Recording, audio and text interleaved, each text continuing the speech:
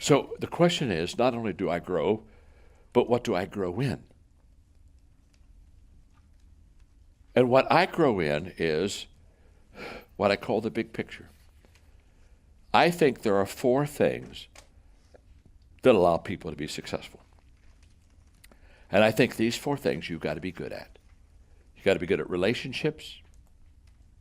In other words, you've got to connect with people. People won't go along with you if they can't get along with you. You just got to be good with relationships. You've got to be good with equipping people. You've got to know how to train and develop people, because you can't compound anything in your life unless you get somebody else to do it with you. So all compounding is in training and equipping. You've got to be good in attitude, because attitude, if it's good, will let you overcome adversity, which everyone has, and if it's bad, it'll let adversity overcome you, and you've got to be good in leadership. You've got to be able to influence more people. Now, I think those 4 things you just got to be good at, regardless of what your profession is, what your calling is, what your career is. You better be good with relationships, you better be good with equipping, you better be good with attitude, and you better be good with leadership. At age 25, I decided those were the 4 keys to continual success in a person's life. And then, when I started writing books, I said, I'll write about those 4 things all the time. If it's a John Maxwell book, it's in those areas right there, because that's the key to people's success. What keeps people buying my books is I'm constantly writing about something that will make them better. And it works for them. Now, you take those 4 things, plus take your giftedness or your strengths. You ought to grow in that area. Whatever you're gifted in. For example, I'm gifted in communication, so I read a lot of books on communication. So whatever your strength is, you want to, but your growth has to be focused on those 4 or 5 things in your life. Now, it doesn't mean you can't grow in any other thing. It just means your greatest return for growth will be if you stay in those sweet spots. And then you need to measure your growth, because what gets measured gets done. And so every year at the end of the year, I ask myself, how well did I do in this area? Am I getting better? Am I growing? Am I developing myself? How can I measure that? And then how can I apply what I'm learning? Because the moment that I learn something, the question I have is, how can I now apply that to my life, and how can I pass it on to the people that are on my team? That's how a leader thinks. How do I apply it to me? How do I pass it on to my people? That's why I'm so excited about you being here, because you all represent hundreds of thousands and hundreds of thousands of people. And everything that you're learning, you're saying, okay, here's how I apply this to me. This is how I work in my life. How do I apply it to the people on my team? And that's what we're here to help you do. We're here to help resource you to not only learn these principles yourself, but to learn it for your people. And then after I do all of that, I become intentional in the following things. Number 1 is I make growth my number 1 priority in my life. A day without growing is unacceptable to me. So I'm conscious of my need 24/7 to grow. And I'm constantly doing it. Number 2, I look for growth opportunities in every situation. I not only make it my number 1 priority, but I ask myself, okay, what kind of growth opportunities are around me? Have I taken advantage of growth opportunities? Growth conversations. Number 3, I ask questions that will help me grow. Growth doesn't come looking for me. I have got to be proactive. So I ask questions all the time about growth. And I'm asking, if I'm with you, I'm going to ask you, what are you reading? Who are you talking to? What experiences has caused you to grow? I'm just asking you questions all the time. I'll drive you crazy with questions. The last time Jim Collins and I got together, we were speaking at the same convention out in Las Vegas. We were having lunch, and he sat down, and I sat down, and I kid you not, we sat down, and we looked at each other, and we both pulled out our card. It was like quick draw McGraw here. And we just leaned forward because we knew we had an hour and 15 minutes. We were going to cut all the other stuff out. He had questions asked me, I had questions asked him, and I threw out the first question. He said, that's not fair. He said, I have questions. I said, but I was first. So I get the first question. And we went back and forth, question. Why did we do that? Because Jim Collins and I know something. The only growing we're going to do isn't talking about where we've been, what we've done, who we know. Are you not tired of all that stuff? The only growing we're going to do is asking questions to the other person and learning from that person. Everything I've learned has become a result of a question, not a result of an answer. So you got to constantly have this curious mind to ask questions. So I ask questions that will help me grow. I file what I learn every day. Every day I take what I'm learning and I file it in my iPhone. I put categories on it, and I put it in there, what I'm learning and how I'm growing. And I make sure as soon as I learn something from you, I put it in my iPhone immediately. Because the number one time waster is looking for things that are lost. And you know why you lost them? You didn't have a place to put them in the first place. So my systems give me the place to put things so I don't lose them, so that I can go back to them and I can learn from them and I can grow from it. And then I pass on to others every day. I pass on to others what I'm learning. I can hardly wait to tell somebody else, because every time I pass on to others what I've just learned, it reinforces the learning in me. And it allows me to kind of put that just a little stronger in my life, that impression just a little bit deeper in my life. Okay, I'm going to wrap this up by, I love this. Some parents of a little girl named Elizabeth Dodd, who was age 9. Her parents would listen to my teachings. They had video programs, and they were always listening, reading my books. And so their 9-year-old daughter was just kind of hanging with them and picking up this stuff. And so this was written by Elizabeth Dodd, who's age 9. She said, John Maxwell says, always work on yourself more than others. He also says, always work on yourself before you work on others. I say, hey, he's right. Because if you work on others before yourself, you won't know what you're doing. Elizabeth Dodd, age 9. I thought, the kid gets it. The kid gets it. I hope we get it today. I hope we get it. People know me for leadership, but I'm passionate for growth.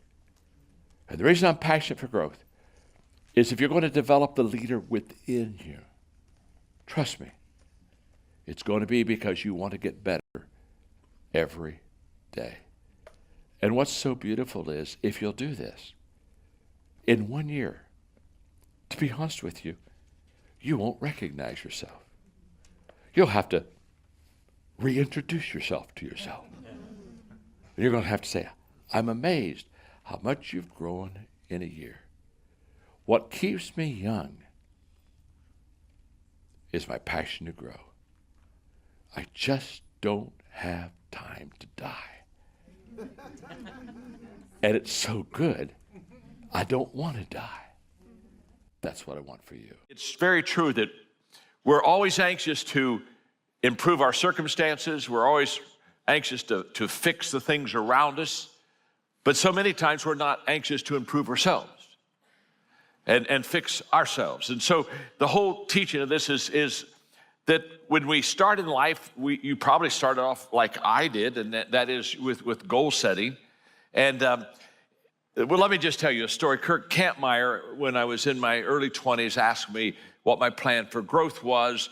And the bottom line is I didn't have a plan for growth. I didn't know that I was supposed to have a plan for growth. He was the first one that kind of made me aware that, John, growth's not automatic. If you're going to grow, you have to grow intentionally. And so I said, okay, I'm going to grow intentionally, but I didn't know how to grow. I mean, no one ever, it's one thing to ask yourself if you have a growth plan, but I didn't have a growth plan. And I went to my friends and asked them if they had a growth plan, and none of them did. And so I desperately began to say, well, how do I grow myself? How do I develop myself?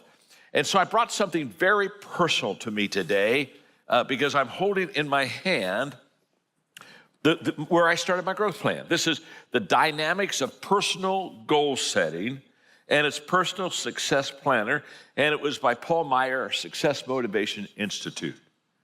And this is where I started. This is my first, I paid $799 for this, okay? And when I paid $799 for this, that year I made, I started off as a pastor. That year I made $4,800. So this was huge. This was a lot of money, and I had to save up for it. I didn't have that kind of money. And so really 6 months of trying and saving, we finally got to this. And so this is where I started. And it's just very important. It's very special to me. But I started my personal growth plan with a goal-setting teaching. And it's got cassette tapes in here, and it's got workbooks, and I worked it through. And I really went through this personal growth plan 3 times. You know, the first time I got it, and I thought I went back to get some more, and it took me, so I went through it 3 times. But the reason I brought this with me today is for a couple reasons. One is this is when people say, what's the best investment you've ever made in your life? The best investment I ever made in my life is right here. The $799 I paid, which was an awful lot of money for me, the $799 I paid has been worth millions of dollars for me. The return is incalculable. And the reason I say that is because I'm going to challenge you in a personal growth way to invest in yourself. In fact, if you wouldn't invest in yourself, why should anyone else invest in you? I'm always amazed at people who want me to scholarship them.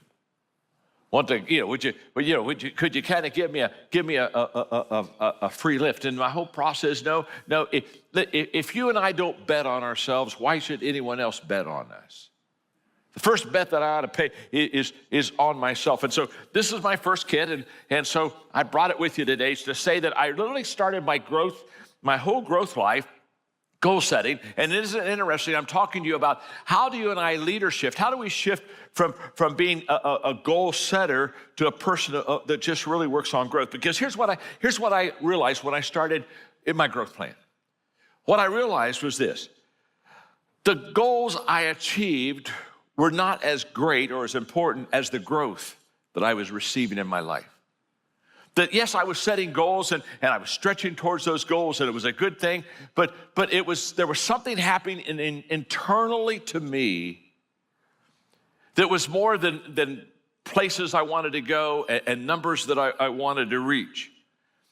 And I experienced 2 what I call growth changes that I want to give to you.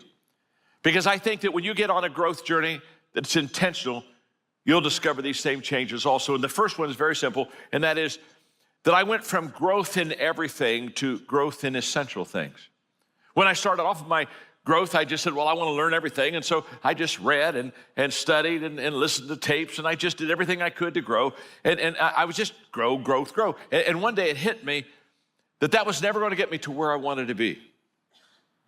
That I had to go from trying to grow in every area and everything to grow, get essential. What are the main things that you just need to grow in? Now, for me, in my 20s, I came to the conclusion that if I could be successful in relationships, if I could become successful in training and equipping people, if I could have an incredible attitude that would help me be an overcomer, and if I could learn to lead and increase influence, if I could do those 4 things, relationships, equipping, attitude, leadership, if I could grow in those 4 areas, then I probably could be successful.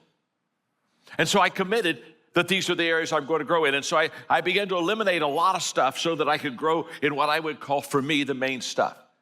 And I would say to each one of you in all of our sites and here locally that what you've got to do is when you start your growth plan, becoming intentional, you got to ask yourself, what are the areas I'm going to grow in? You can't grow in everything. You don't even want to grow in everything, but you got to grow in the essential things. For me, REAL, relationships, equipping, attitude, and leadership. And later on, I added communication because I knew that I would spend my life as a connector and a communicator. And because I am a person of faith. And pretty much for 40 plus years, these have been my 6 essentials. Learning how to connect with people, learning how to train, equip others, having an attitude to help me overcome, learn how to lead and expand influence, learn how to communicate well, and then become the person of faith that I really want to become. This is where I really spent my time. The second change I had in the area of growth was I went from growth with a timeline to growth without a finish line. Now, this was an amazing experience that I had, because when I started my growth journey, I thought in terms of, well, okay, there'll be a finish line somewhere. There'll be a time when I've accomplished that. There'll be a time where I have achieved this. There'll be a time where I have arrived. And so I had a timeline out there. And I heard Earl Nightingale say that if you spent an hour a day, every day, on a certain given subject, now that's back to the essentials, REAL, that stuff. If you spend an hour a day, every day, on a certain given subject for 5 years, you could become an expert on that subject. Now, that really excited me, because at this time I'm falling in love with leadership. I'm buying into the idea everything rises and falls on leadership. And so here we go. I'm excited, and I said, okay, I'm going to spend an hour a day, every day for 5 years to become an expert on the subject of leadership. And that's what I did. Now, back then, there were not a lot of leadership books out. They were mainly management books. If you go back in the 70s and 80s, you go into bookstores, you didn't find leadership books. You found management books. And so I read some management books, and it kind of got me going in the right way. But I would talk to people that were leaders. I would try to do leadership experiences an hour a day. And every day, every week, as I would go through this process, I'd ask myself this question: how long will it take? Well, Earl Nightingale said it'd take 5 years. Well, I'm not only reading and studying and learning and experiencing. Guess what else I'm doing? I'm counting down. I think I'm Mr. Cape Canaveral. And I'm going, 5, wow, 4, 3, and I can smell it.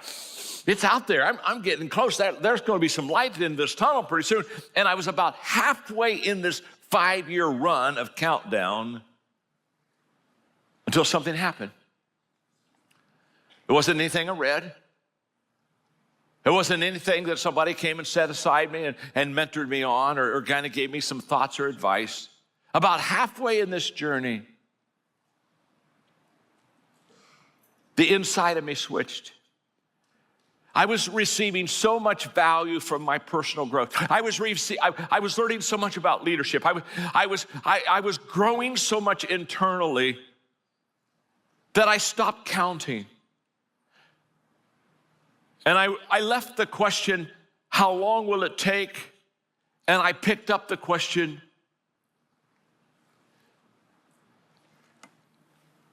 how far can I go? As we dive in today, the first one that we're really going to spend a lot of time on is hard for a lot of us. Let's just be honest. Yep. Where we go, man, we have to put aside our thoughts. We have to put aside our inner defense attorney. Yeah. Maybe I've been called that before in a different discussion, right? And you have to go, man, okay, so I've got to have the understanding that there are other perspectives out there. There are other ways to do it. There are other things for us to go after, and we've got to be able to be teachable. And so I want to talk a little bit about this word from your perspective. You obviously just mentioned in the intro, the amount of growth you've had is because you were open to being teachable, but also you've led a lot of people that are teachable. Let's unpack a little bit from your perspective for those that are listening, the difference of what you see in those that are teachable or not teachable, the impact that this has had on your growth as a leader. Well, it's so interesting. So this is going to be fresh on my mind, but we just launched Maxwell Leadership Vietnamese. And so now we have a certified team that only speak Vietnamese. We are launching corporate solutions. We're launching all of our personal growth solutions in the incredible country of Vietnam, yes, but really we've expanded by looking at language groups. So Vietnamese people now are being served by everything that we're doing.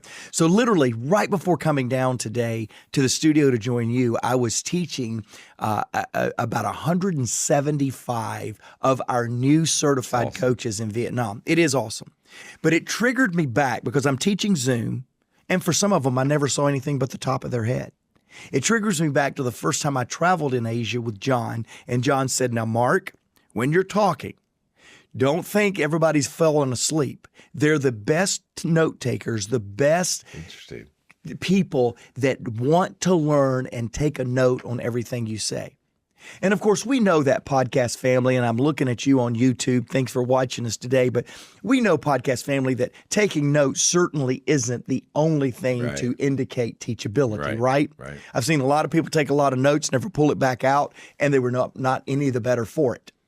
But certainly being able to be in a posture of learning and taking notes. That's why we do the bonus resource every single week. And ask Jake and Chris. I stumble on it, being able to say it almost every single week as well. But we do that because we want you to have a posture of learning.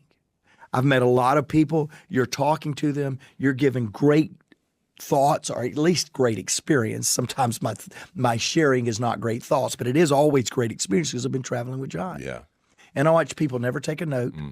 They never give an indication that they heard it. And then also, Chris, I want to tell you that I believe one of the most sad waste of John Maxwell's time is we have people that pay literally hundreds of thousands of dollars to be mentored by John. They bring him in. I get to tag along a lot. They bring us in to mentor their people, and John's there, open access to ask the leadership guru of the world a question. And there's crickets. There's chirping. There's nothing. We end a call early that's been paid for. And I always go, wow. John Maxwell's experience, John Maxwell's words, John Maxwell's deal, and yet people are not going to ask questions. And I understand intimidation. Am I going to ask a stupid question? I understand all that. And if you were on one of those calls, I'm not picking at you. But what I am saying, the worst question is the unasked one. The worst posture is the I know it all. So this concept of teachability is big for me too. I think about that, and I often think about the Q&A. You just went right where I was going. And we'll ask John sometimes, we'll be like, hey, what was it about that Q&A, or what was it? And he'll say all the time, he'll be like, man, I just wish that they would have asked this question. And like John's already out there and he's already thinking about that. You've been in this mode of being teachable. And I want to talk a little bit about something you hit on just a minute ago, where we say, and John talks about it here in one of his points, where he says, make your teachable moments count. And John is big about this. As much as you are consuming, as much as you are learning, and for those that are listening and that are out there, I know it's true for me too. Like, I consume a lot of information and I go through different podcasts and I'm in different conferences, I'm in different meetings and I'm taking notes. And then I don't do a really good job of coming back and saying, what are the two things? What are the three things?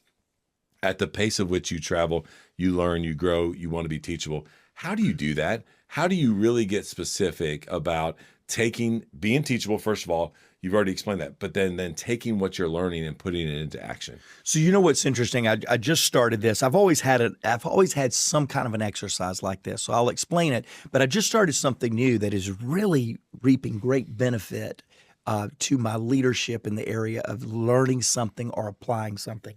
A good friend of ours, Greg Steele, I think you may have even introduced me to him, now leads our foundation on the next generation side. He told me about a discipline that he got a long time ago. I think it's with his wife, but I can't remember all this. But he had a discipline that every evening he'd come up with 3 takeaways of the day. And again, I think he would share it with Monica. And he said it just was kind of this accountability. And from the accountability standpoint, great. But what really triggered me is, am I distilling down what is my greatest takeaways at the end of every evening? And I do a great job of planning and reflecting. It is a discipline in my life. But I was not disciplining on my takeaways. I was disciplining on what did I accomplish. Well, now that I have been doing this for about, I think about 3 months, 2.5 months maybe. Now that I'm doing this, it's incredibly exciting at the end of the in the evening. I can't wait to get right in my journal and pull those things out. But here's what I do. On the weekend, you betcha, I am pulling that out and then deciding what my top 5 takeaways from the last 7 days is. And then my Sunday takeaway is what I am putting in action already from my takeaways. And that accountability is very important. I have done something, I've talked about it on the podcast for many times.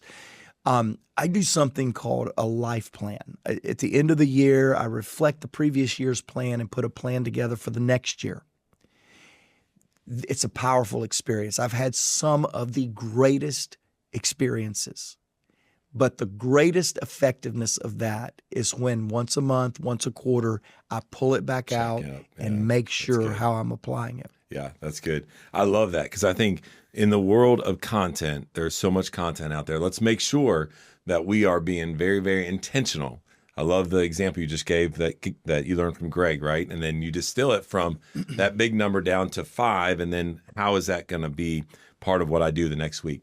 I agree. And I love when he talks about having a hunger that makes us stretch. And when you hear someone in their 70s talking about having a hunger, it's inspiring to me to want to continue to have a hunger all the way through. And I love the word that he kicks off this podcast with, and when he talks about the vitality that growth brings, because I don't think we tend to think, well, maybe it's just me, but I don't think we think of vitality in your 70s. I mean, what are we kind of programmed to think of? You hit a certain age, 62, 65, whatever it is, that you retire. But vitality in your 70s of growing still, that just reshapes our brain to think we never want to be someone who stops growing, certainly as our mentor. And he has given us 3 words that are essentials for growth. And we want to kick it off with confidence. And I've got a question about you and a question about your team when it comes down to confidence. And at this stage in your personal leadership journey, Mark, what are you learning personally about confidence right where you're at today in your leadership journey? Well, I think as John talked about today is the importance of confidence. A great leader without confidence doesn't do great things. In fact, it's when we lose our confidence that we tend up. John talks often, Tracy, you've heard him say this, podcast family, you've heard him say this. He says, I'm one step away from stupid. And aren't we all? I mean, isn't that true? All of us are sitting here, oh man, yes, I am one podcast away from stupid. I'm just one channel of listening to the wrong podcast that's going to send me on a wild goose chase. We're one decision away from stupid. I think when we lose our confidence, we edge closer to that step. Because we begin scrambling, we lose our way, we lose our sense of certainty, and then we begin to grasp and we begin to try to find something that will help us gain our confidence back. And I've just watched a lot of people, you've heard of liquid courage, referred to people that overdrink and they get a lot more confident when they're inebriated. And it's true, I've seen them. I've seen liquid courage work. But I'm going to tell you that there is a confidence factor that when a leader knows, when a communicator knows that they have something to share, it makes them more believable. It makes them more it makes people follow them better. So I distill it down to a great question and just go, what am I learning? And it is the significance of confidence. I remember when I first started communicating on John's stage, did a lot of communication many, many years ago, but I began communicating on John's stage and I'm going, that's a big microphone to hold, Tracy. You've held that microphone before. That's a big spotlight to stand in. That's big shoes to fill. And I can remember walking into those rooms, walking on those stages, my knees trembling, and my content wasn't as bad as it sounded because of confidence. I remember the other day, I was speaking at something, and I don't think my content was that good, to be honest with you, but people raved about the way I said what I said because confidence is contagious. And so I would tell you that confidence is contagious, confidence is imperative, and yet confidence can be lost in difficult times when nothing's changed except the situations around you that are beyond your control. Can you keep confidence even when circumstances are beyond your control? And it is a hard handle. It's a hard thing to hold on to when things are spiraling out of control. And so what do you do? The follow-up question before I get to your team confidence question is, what are some things that you do to maintain that confidence when you are on John's stage and you're holding his microphone and it's a situation where it feels spiraling out of control? What is it that keeps you anchored in confidence when you feel a little shaky? The first thing that I've got to say is you borrow somebody else's confidence. I've looked at people often that's doing something for the first time and I go, hey, I have enough confidence for the both of you. Borrow mine. You're going to be fine. There is just this figurative and yet literal hand on the shoulder that just says, hey, borrow mine. It's going to be fine. Now, when you tell somebody that to do something that's very hard for them, that they don't have confidence in, and you say, borrow mine, you've got to circle back and tell them what you enjoyed and why you have the confidence. Because they're just going to think you're giving them a pep rally before you jump on stage or before you jump into a leadership environment. There is a lot of intentionality has got to be put into extending somebody borrowed belief. And when you can do that, that's the biggest the biggest thing that I do to help myself with confidence or to help others. The second thing that I would say, though, Tracy, is I think it's a little bit of what John said here when he says confidence stimulates creativity that discovers answers. I'm always looking for answers. It's back to that hunger that you mentioned at the top of the show. I'm always hungry for answers, for lessons, for something to take away. And I've discovered that even when I don't do well, speaking, whatever I'm doing, when I don't do well, if I can walk away with a takeaway, all is well in my world. Because the win is in getting an answer that will make me better down the road. I think that is so great. So that ties into two things. John said, a confident leader gives people confidence. So that is lending your confidence to someone else and getting that from someone else when you feel a little shaky. But what is key there is rather than being in a moment where you walk off stage or you leave a presentation or you leave a moment where you feel a little shaky, and instead of circling the drain and beating yourself up with negative thoughts and, oh, I just blew that was terrible.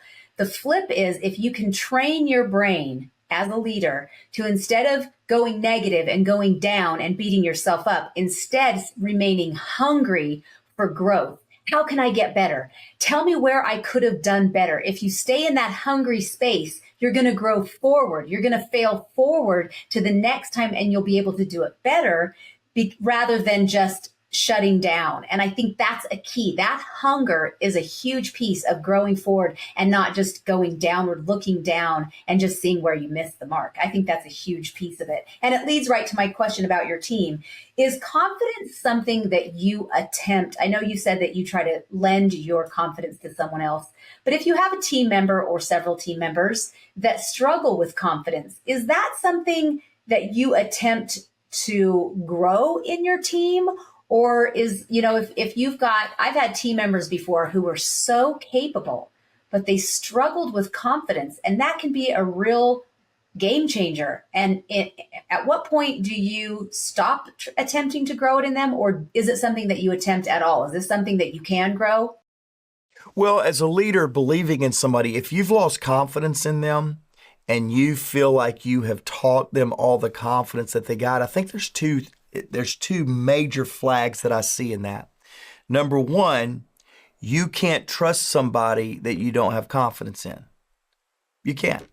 If you've lost your confidence in somebody, there's no way they're going to gain confidence if you've lost confidence. So then the question is, how do you help them build the trust/confidence back up in your working relationship? So the first thing that I would say is you can never lose confidence in someone.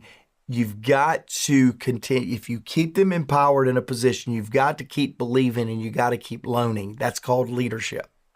The second thing that I would say is there is a thin line, isn't there, between confidence and being comfortable.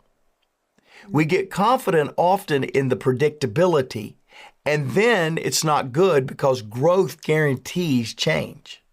The only way to guarantee success tomorrow or better tomorrow is growth today, and growth is going to have change. So if our confidence really is being comfortable, we're not stretching that teammate enough. So I think instilling and providing borrowed confidence to teammates is a infinite job of a leader. You've got to constantly be doing that, because the day you're not believing in them, you got a problem.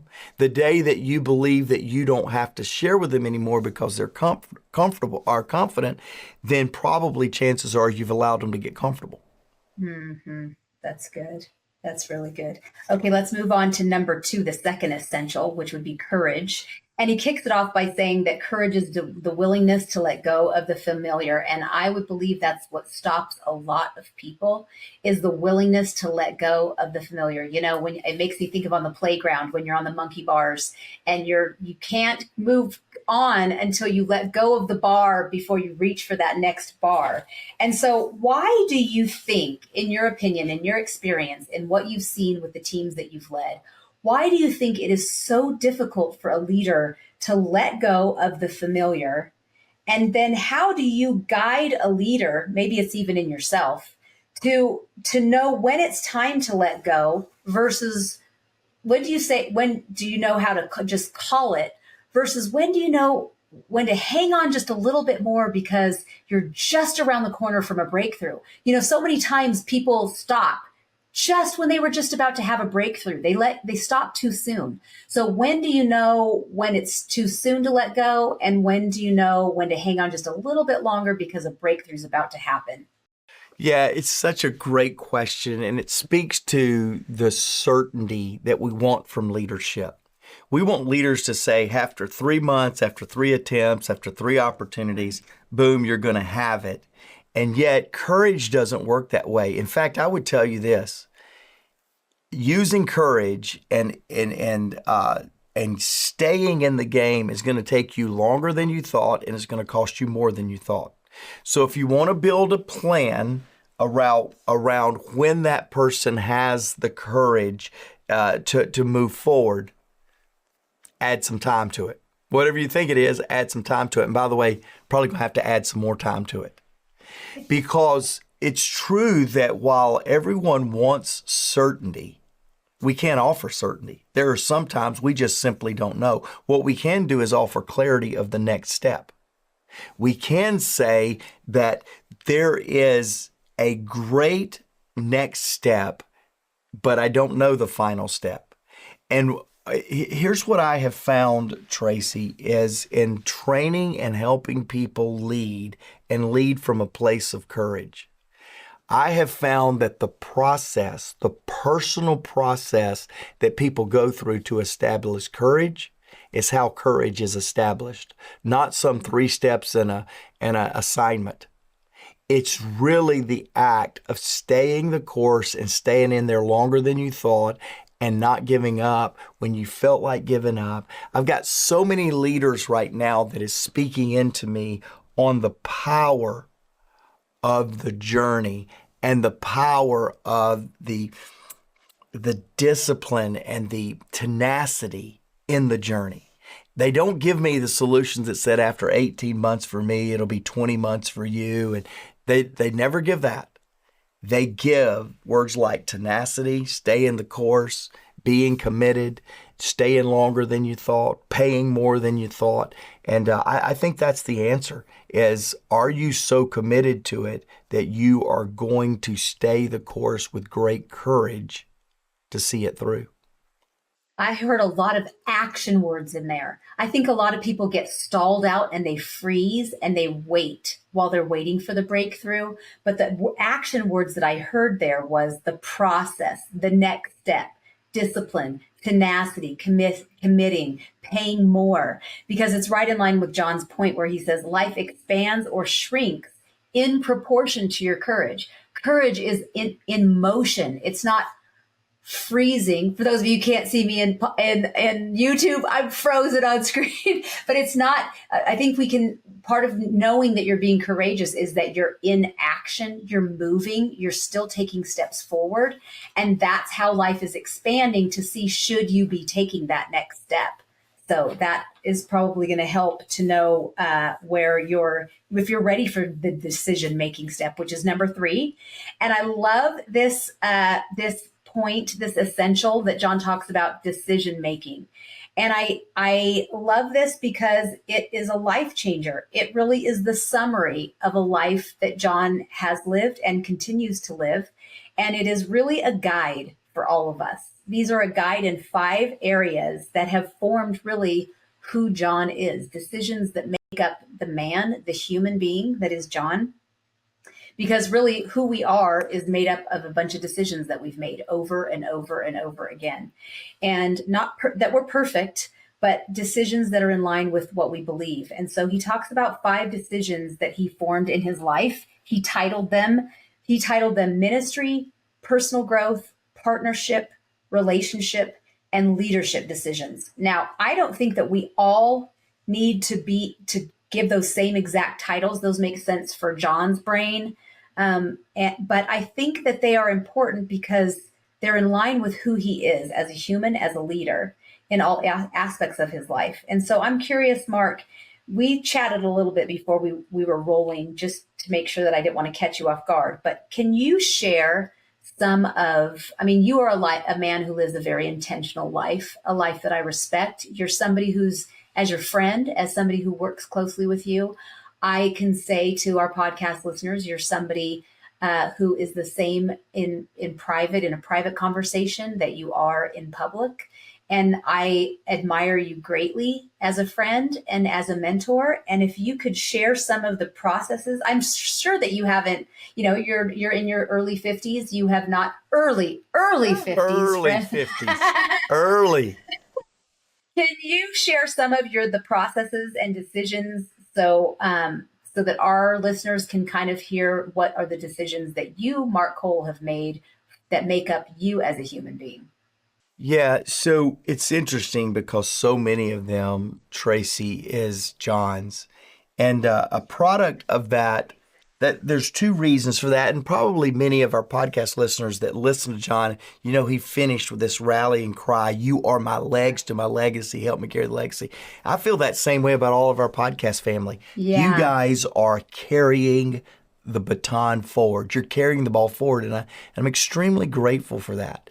So much like many of you, I've been so influenced and shaped by John that maybe I would have had different words 25 years ago, but it would fit under these categories. So I'm probably using the categories because what was in me now sounds right in the way that John's explained it.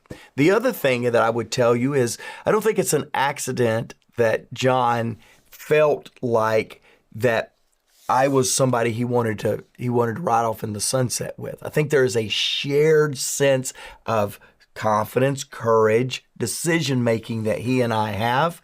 So again, because of those 2 things, I don't think it's any accident, but let me give you my 5.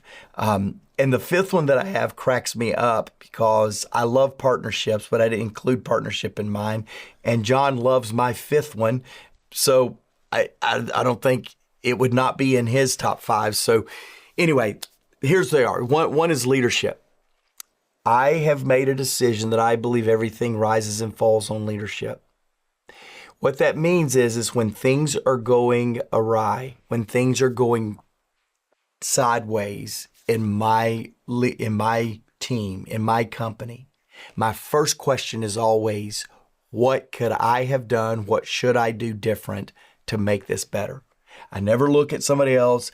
I don't look at the excuse or play the blame game. I always look, number 1, at me because everything rises and falls on leadership. Number 2, for me, is significance. Now, John used ministry. I use significance. I believe life is absolutely about others, adding value to others. My 3rd one is relationship. I told you a little bit of this, Tracy. Forgive me for some of you that don't quite have this frame of reference, but my dad used to always say, Mark, the only thing you can take to heaven with you, the only thing that's going to outlast is going to be people. And so I just, from an early age, I learned the power of relationships. I would probably put John's decision of partnerships under relationships, to be honest with you. And then I too have always been super passionate about personal growth. I'm incredibly passionate about it. It went to the next level being on John's team. And so I'm extremely grateful for that. Being on John's team. The final one that I would put, and this is an important one because it was tested, is faith. I made the faith decision.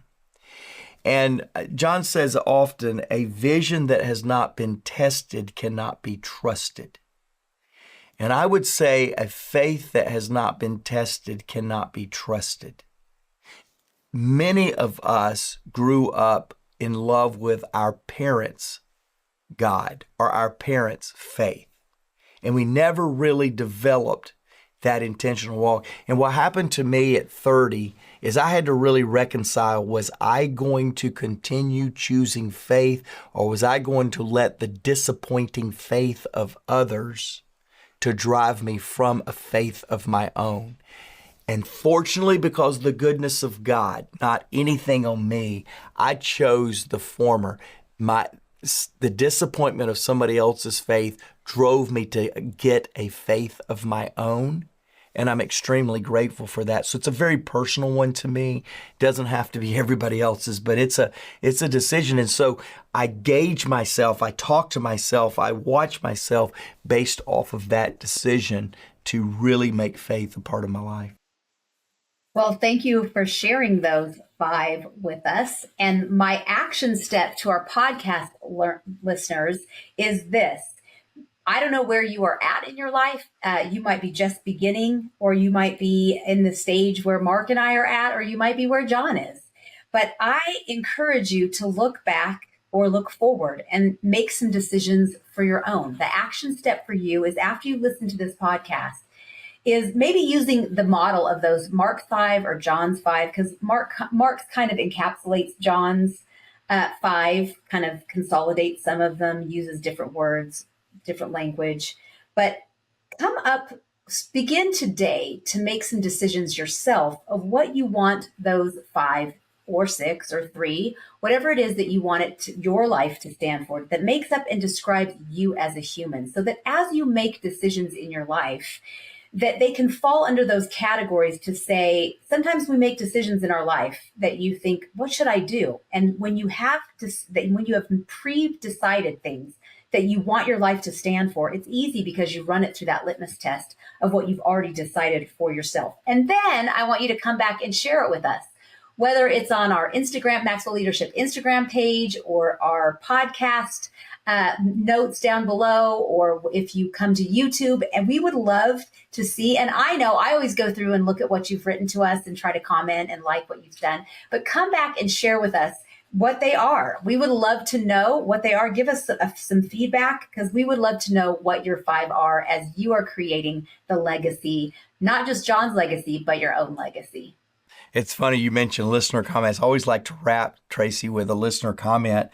And so this week's comes from JJ. He listened to the podcast, How Leaders Make the Tough Call. I remember that one specifically. And so JJ, listening to that, will include that in the show notes, obviously. But here's what JJ said. He said, Tracy, he's talking to you.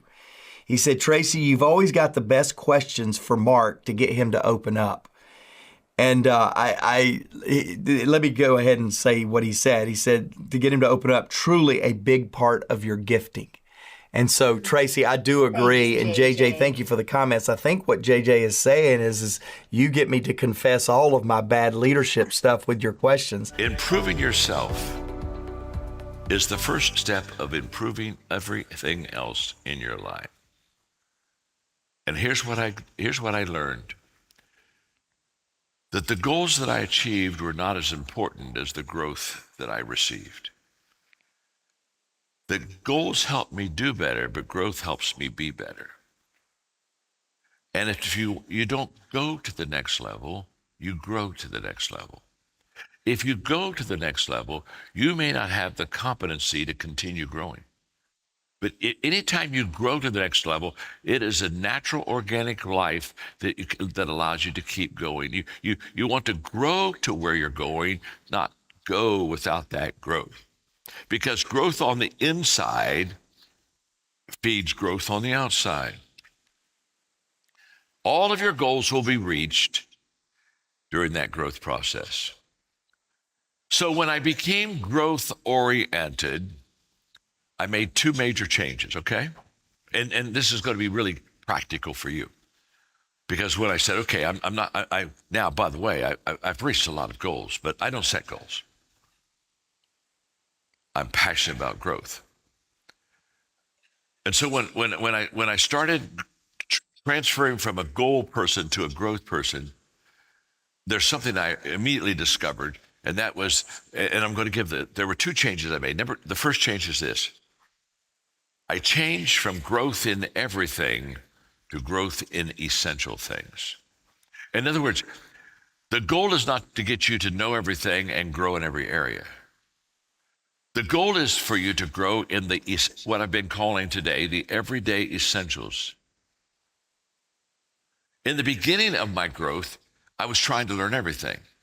And I was realizing that learning everything isn't going to help me at all. And a whole bunch of stuff that I'm learning is not going to contribute at all to my success or significance in life. So I began to understand that I was going to have to narrow down the areas that I grew in. I had to forget about knowing everything, and I had to focus on knowing the essential things. Now, this took me a considerable amount of time. It's not going to take me much time to teach it to you, but this took me 18 months. Because I kept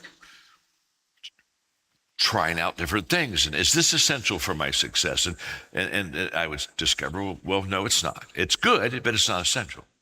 So I'd put it aside. And so what took me 18 months to discover, I'm going to give it to you now, because we're going to spend the rest of our time on 5 things.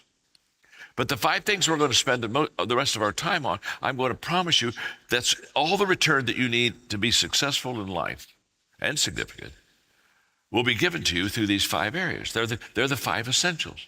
These aren't like things that you should get to someday or perhaps try out sometime. I've got it figured out. These are the essentials. And you just take the word clear, CLEAR.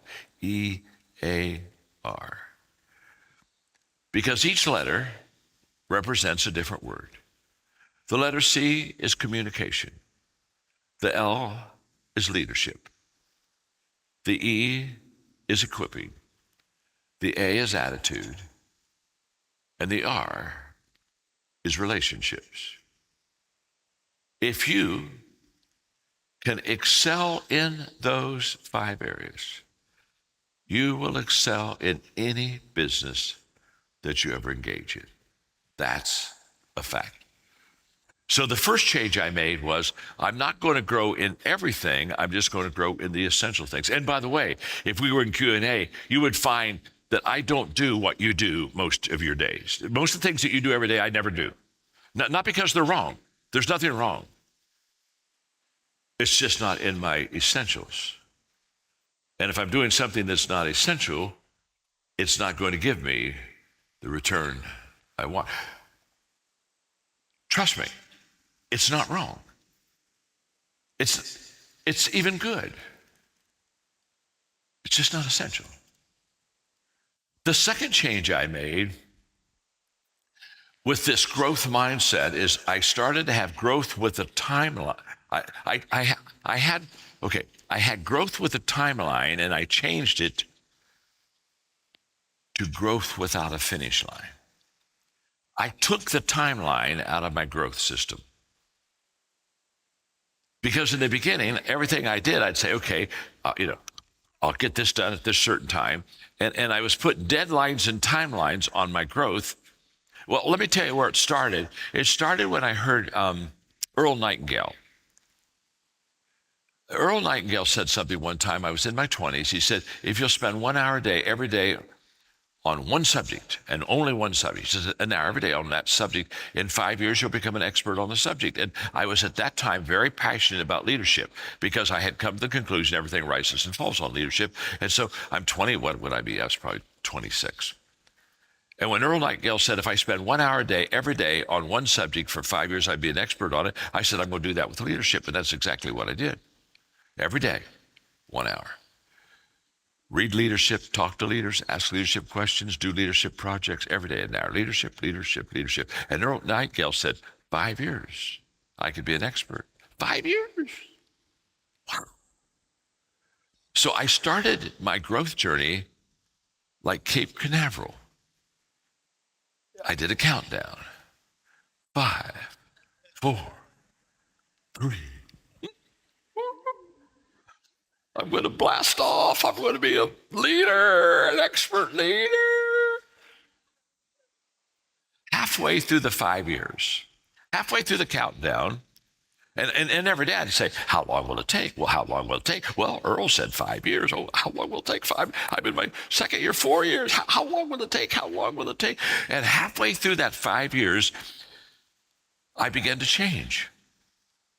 And I began to change because I was practicing leadership on a daily basis, and I was learning to lead, and I was becoming a better leader, and more people were joining my team, and I was starting to have leadership success, and the thrill of growth, the joy of seeing where I was and now where I am, the understanding now that if I was intentional in my personal growth, my life would get wonderfully better, and feeling the exhilaration of growing and learning and improving. About halfway through that 5 years, how long will it take? How long will it take? How long will it take? One day I said, I'm never going to ask that question again because I'm growing. I'm getting better. In fact, I changed the question from how long will it take to how far can I go? How far can I go? And by the way, I was asking that question at 26. Can I tell you something? At 76, I'm still asking that question. How far can I go? I have no idea. I'm not even there. I'm not even close to being there. Oh my gosh. I understand my father, who worked full-time up through the age of 95, when we were having lunch one day at 92, and he's looking at me, he's 92, and he said, son, he said, I've been thinking about my life, and he said, I believe my greatest days are still ahead. He's 92. My greatest days are still ahead. Some people are 22 and can't say that.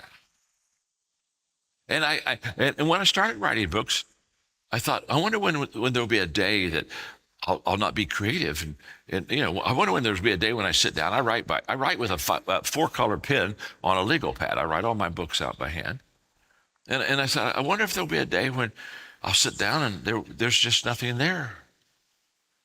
And what I've discovered is, it's never happened, and the list gets longer of things I want to write. You see, when you live in this growth world, in this creative world, when you're in the game every day, you never run out of fuel. In fact, you don't understand it. The more you give, the more you receive. And there's, there's just like this abundance that begins to happen. And now I'm looking at it, and I've got more books to write than I've ever had to write. And I think, I may have to live to be 200. I don't know what's going to happen here. You understand? But one of the books I'm going to write is going to be entitled, Is There a Finish Line? It's going to be a great book. I wouldn't write anything else. Is there a finish line?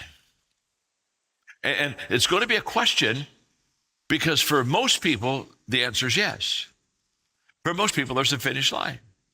In this business right here, when people sometimes they make enough money to take care of their needs, they say, well, this is all I wanted, this is all I need, and so they just stop. Sometimes people say, well, at this age, I think I'll retire. I don't know. So for most people, they have a finish line. I have none. I have none. Because here's what I know about a self-imposed finish line. And by the way, any finish line that you have, You put it there. So don't look at me. You put it there. There was some time in your life you said, at that age, I'm done. When I get that much money, I'm done. Let me say this. You perhaps don't know this, but if you have a superimposed finish line, self-imposed, when you cross that line, you're finished. What part of that do you not understand? How is it with all the things that you run with your five pillars and your 3 subcategories, making it 15 points, with the children in your life, the large business that you run, the travel that you do? How do you keep focused on these? Do you have an accountability partner? Do you have someone who checks in with you? Is there somebody that holds you accountable to make sure that you're keeping the main things? Yeah, so absolutely, without a doubt, my partner in my priorities, my partner in my schedule, my partner in travel and juggling is Kimberly Wetzel. She's been on John and my team for about 19 years now. She's been my executive partner, my executive assistant for about 12 years. And when I get finished with my year-end review, the first thing that I do is I call in my wife. She is the chairman of my executive advisor council. My personal advisory council is chaired by my wife, Stephanie. Stephanie, do you like the plan? Do you think the plan will make us better? Do you think the plan is something that we can buy in together as a couple? She's my first meeting. She comes and she does not rubber stamp it. Let's be really clear. She picks it apart, and she also assesses how I did the year before. But that's my first meeting. My second meeting is with Kimberly. Kimberly, this is what Stephanie and I agreed is the plan. This is what we think the plan is going to look like. These are the moments in my schedule that needs to be protected. And she begins to put it into play. And she is the executor. She is the execution element of my life plan, making sure that it's on point. She's accountability. She's making sure that happens. Now, I'm getting into the weeds a little bit, but here's what I will tell you. John talked about this focus thing. I decided years ago that Stephanie and I spent 18 months building the home that we're living in now. And we tweaked it, and we cared about paint colors, and we decided floor covering, we decided shrubs, we decided all of that stuff. But forget homes, because those are pretty complicated. And by the way, Stephanie and I stayed married during building a home together. Congrats. Kudos to us. Yeah. But you have people that spend hours, days, months planning their family vacation. And yet they give no thought to the life they want to live. They put no intentionality into what they want to be important in their life. And so I believe that focus on a better you. That's why I made this digital products every day with purpose available to you for a low $49. Because I believe that your intentionality around your life should be the one thing you focus on this entire year. It should be the focus. I'm very influenced by a book called The One Thing by Gary Keller. And he challenges us to get one thing to focus on in the sweet spot of our day, which for me is the morning, and focus on that one thing. So how do I run all of these things and stay focused on personal growth? Tracy, every day of the week, I have a one thing that I focus in the 4-hour sweet spot of my day. And everything else gets put on hold, and I focus on that. It could be a business initiative. It could be a family need that we have to focus on. But every day, one thing is going to get 4 hours of my undivided focus to make sure that it works. And I get up pretty early, so my one thing 4-hour segment is quite early. A lot of times I'm done with my one thing for 4 hours before some people are getting up in the morning. God's just blessed me with some DNA from my mom that allows me to do that. But get focused and put something into practice. And for all of us at the beginning of this, you need to go do every day with purpose for that incredible deal that we put out there for our podcast listeners.